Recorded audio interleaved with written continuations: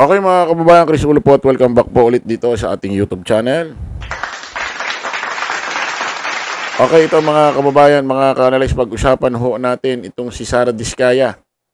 Na kung saan ay sa unang pagkakataon mula ho nung siya ay sumuko sa National Bureau of Investigation or NBI.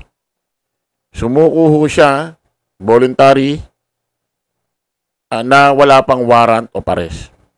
Kung naalala nyo, nung nakarang araw, nung isang araw, itong si Pangulong Bongbong Marcos ay nagsalita, nag-report ho sa taong bayan na kung saan itong si Sara Diskaya, pati ho yung kanyang asawa na naka-contempt sa Senado. At pati ito si Sara Diskaya ay mabibigyan na ho ng warrant o pares. About ho sa anomalyang flood control project ngayon darating ho. Itong buong linggo to. Hindi na siguro aabot yan ng linggo. Lalabas ho ang kanilang warrant of arrest. Pero marami hong nagulat, mga kababayan, mga ka-analyze, na kung saan itong si Sara Diskaya ay bigla hong lumusob sa NBI na kung saan ay kusa na hong sumuko. Kahit wala pa hong warrant of arrest. Siyempre, hindi naman ho po pwedeng ikulong bigla ng NBI yan. Bawal ho yun kasi wala pa naman hong warrant. So, ang nangyari ay nandoon muna ho siya sa isang, siguro naka-stay lang muna siya doon sa mga kwarto-kwarto ng opisina ng NBI. Kasi ang NBI ho, kung hindi ko nagkakamali, ang main ho nila ngayon nasa Pasay yata. Nandun ho yata sa malapit sa Mall of Asia. Na dati kasi ang kanilang main na NBI dito ho sa may Taft Avenue sa Maynila. Naalala nyo yun? Pinakauna lumang NBI sa Taft sa Maynila. Kaso, nire-renovate ho yun. Nire-renovate. No? Tinatayo ng bagong building. At nasyak pa nga itong si dating director ng NBI na si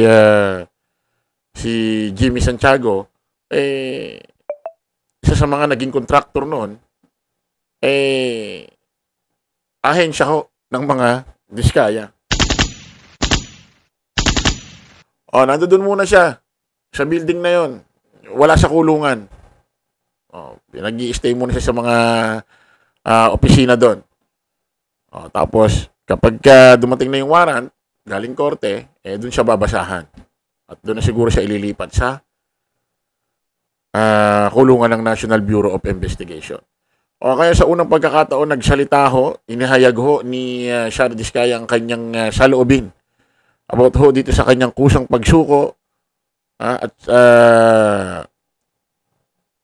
nilabas niya ang kanyang mga saloobin about ho rito sa mga ginawang hearing ng ICI, ginawang hearing ho dyan sa Senado, pati ho rito sa flood control, dito sa usaping flood control project issue. At ako mga kababayan, kasi mahabagin ho ako, maawain ako pakinggan ho natin ito mga kababayan kung bakit ho naawa bigla si Chris Ulo dito kay Sara Diskaya. Pakinggan ho natin, hindi na ho natin papakita yung video kasi itong ABS-CBN, sala sa init, sala sa lamig, minsan nagka-copyright, minsan hindi. So pakinggan natin mga kababayan. Arrest kaugnay ng isang ghost project sa Davao Occidental. Live mula sa NBI, exclusive na Papatrol, Zian Ambrosio. Z, nakausap mo ba mismo si Sara Diskaya? Alvin, live na live at exclusive nga. Naka-interview natin sa ang contractor na si Miss Sara Diskaya. Ito, makikita ninyo Alvin, katabi natin ngayon si Miss Sara Diskaya kung saan pinapakita pa niya, ma'am, no? Tama po ba? Dito siya natulog. Dito po siya nag-over. Ayan ho, mga kababayan. Ano yan, siguro sa building yan ng NBI sa Pasay. Isa sa mga, siguro mga floor doon, may mga opisina doon muna siya nag-i-stay. Hindi kasi siya pwede ilagay mismo sa reha sa kulungan. Bawal, wala pa hong warrant o pares. Tuloy natin. Night, dahil nga nagkaroon siya ng voluntary custody dito sa NBI. Tapos pinapakita rin niya, Alvin, ito yung maleta niya. Ma'am, okay lang po ba? Ito, maleta ni Ma'am Sara. Ma'am Sara, ba't po may maleta kayo? Magagamit ko mga damit. Ilang araw niyo po ba ine-expect na magsistay dito sa NBI? Hindi ko sure. Hindi niyo alam. Pero ano po bang laman ng maleta ninyo? Mga damit ko. Damit, wala po bang pera dyan? Wala pong pera dyan. O, sige po. So, kakamustahin namin, Ma'am Sara, kung okay lang po. Kahit upo na lang po muna tayo. Kamusta po yung pag-overnight niyo po dito sa NBI? Okay naman ang overnight ko dito. Nakakakain ba kayo? Nakakatulog ba kayo dito? Nakakatulog, syempre, paputol-putol kasi wala yung mga anak ko. Tapos, kakakain naman. Okay, so bakit po ba kayo bakit po kayo nagpa-voluntary custody dito sa NBI? Syempre, first of all, for the safety ko rin. Safety lalo ng mga anak ko. At kasi syempre, I have to undergo the process and as advised by my lawyers. So, nag-undergo ako ng parang voluntary pagpunta dito. But how do you feel now? May konting takot ba? Anong nararamdaman po ninyo? Syempre, palaging may takot kasi lalo na ngayon na nahiwalay ako sa family ko, lalo na sa mga kids ko. Hindi ko alam kung anong mangyayari sa akin. And parang nadamay lang naman ako dito sa magiging kaso. Harap yun ko. Okay. Maraming salamat, Ma'am Sara. So, Alvin, nangako tayo kay Ma'am Sara Diskaya na hindi live yung interview natin. Hindi natin muna ila-live interview, pero naka-tape interview na tayo because meron nga, nag-iingat lang tayo na huwag ma-subjudice dahil nga nasa korte na itong kaso na to, Alvin. So, kabilang nga sa mga diniscuss sa atin ni Ma'am Sara, yung na-experience niya, yung karanasan niya ngayon na nahiwalay sa kanyang pamilya. Ayon pa nga kay Diskaya, labis na apektado ang kanyang mga anak sa sitwasyon. Bagay na pilit umano niyang tinatatagan bilang isang ina. Kinuwento rin ni Diskaya na mula nang ipinanganak ang kanyang mga anak ay hindi siya kailanman nahiwalay sa kanila dahil hands-on umano siya bilang magulang kahit may negosyo. Nilinaw naman ni Diskaya na ang pagpunta niya sa NBI ay isang hakbang para sa kanyang kaligtasan. Alvin, anya, ikinonsulta niya sa kanyang mga abogado na mapasailalim sa voluntary custody ng NBI matapos maugnay ang kanyang pangalan sa kaso. Gotta create memories excuse lang po may ads. Gotta be Nestle All-Purpose Cream. Naman more of suko, it's parang safekeeping na rin. Kasi ang hirap na, hindi naman ako tumakas, no? Malinaw yun. Never akong nag-isip na tumakas kasi ang tumatakas lang may kasalanan. Ever since it came out on the news. Ano lang muna natin yun. I-explain lang natin, no? Kasi explanation ho rito ni Sara Diskaya ay wala raw siyang kasalanan dito. Nadamay lang siya. So, napaka-imposibleng paniwalaan ho yan, mga kababayan. Sabi ko nga sa inyo, walang aamin talaga rito sa kasong ito eh. Wala talagang aamin dito, mga kababayan. Sabi ko nga sa inyo, lalaki nakapatong sa isang babae, nakahuli na eh, nagpapalusot pa eh. Paano pa ito eh, bilyon-bilyon ho pinag-uusapan dito. At hindi ho totoo yun na ang tumatakas, yun yung may kasalanan.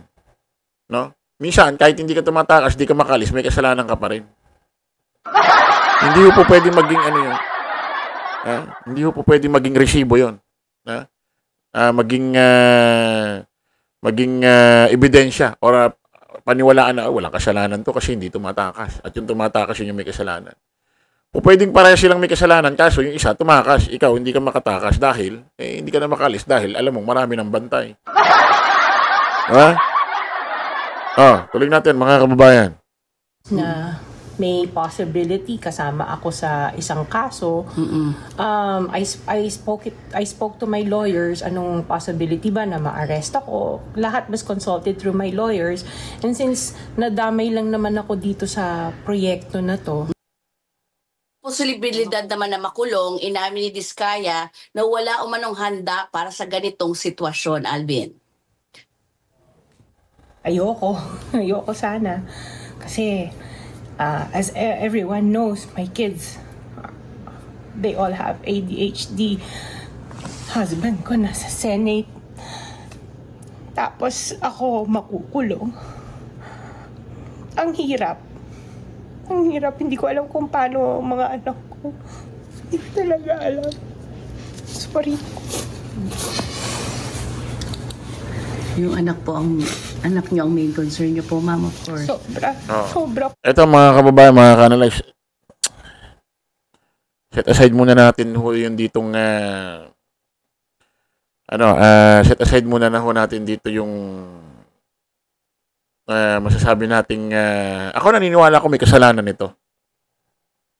Si Sara Diskaya. Napakahirap isipin na walang kasalanan ito. Meron to. Meron to. Sabi nga nila, bawal daw magusga. Oo, bawal magusga. Pero imposibleng walang naglalaro sa utak natin. Parang ano lang yan eh. Parang isang bagay lang yan. Minsan nasa isang lugar ka, may nawalang gamit. Bawal man magusga, pero aminin nyo, sa utak nyo may naglalaro kung sino kumuha ng gamit mo, di ba? Hindi mo alam bino-voice out, pero may iniisip ka eh. May hinala ka eh. Ako naniniwala ko may kasalanan ho itong si Sara Diskaya sa usaping maanumalyang flood control project issue. Pero, alam nyo kasi mga kababayan, hindi hulingin sa kaalaman nyo ako may anak ko akong special child. Ang kondisyon ng aking anak, 6 na taon, ASD. ASD ho yun. Ano bang ano nun? Autism spectrum disorder. Yun yung ASD. Yun ho yung kondisyon ng aking 6 na taon. Isa lang yun, bunso. Napakahirap po. Mahirap panlabas, mahirap po panloob. Mahirap physical, mahirap po sa kalooban.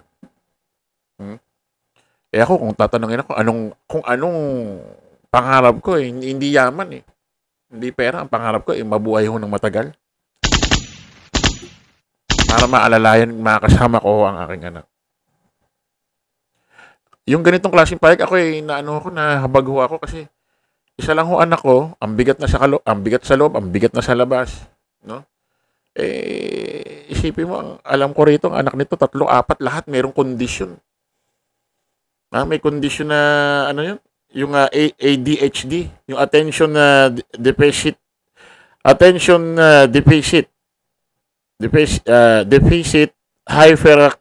hyperactivity disorder. Also called ADHD din. Kung lahat ng anak niya may gano'n, lalong ang bigat ho nun. Kasi pagka ganyan talaga, dapat magulang talaga ang kasama niyan. So, ang bigat nito. Ang bigat talaga nito sa kalooban. Ako kami, mag-asawa minsan sasakyan na kami nakatira Iba yung school niya, iba pa yung OT therapy niya, iba pa yung speech therapy niya, iba pa yung marami. No? Kaya minsan hindi nyo napapansin, sa gabi na ako nagbablog. Hindi ako makapag-vlog ng umaga, tanghali kasi sobrang busy. No? Kasi kung saan, iba-ibang location yun. Iba yung location niya sa school, iba yung location niya sa OT therapy. Iba pa yung sa basta iba-ibang lugar. So, minsan sa umaga, sa kotse na kami nag-aalmusal, mag-asawa ng misis ko. Kaya minsan sa gabi na ako nakakapag-vlog. Hindi naman po pwedeng pagdating mo ng bahay, vlog ka agad, di naman pwede yung gano'n. Siyempre, mapahinga ka pa. Diba? So, may iba ka pang ginagawa. No? So, talagang hirap nito. So, wala. Kung may kasalanan talaga ito si Sara Diskaya, walang magagawa kung di makulong ito. No? Pero ako, yung awa ko, nasa kanya. Dahil sa kanyang anak. Dahil sa kanyang anak, hindi dahil sa kanya. Dahil sa kanyang anak. Kung kailangan niya anak niya ang kasama niya, mas kailangan ng anak niya nakasama siya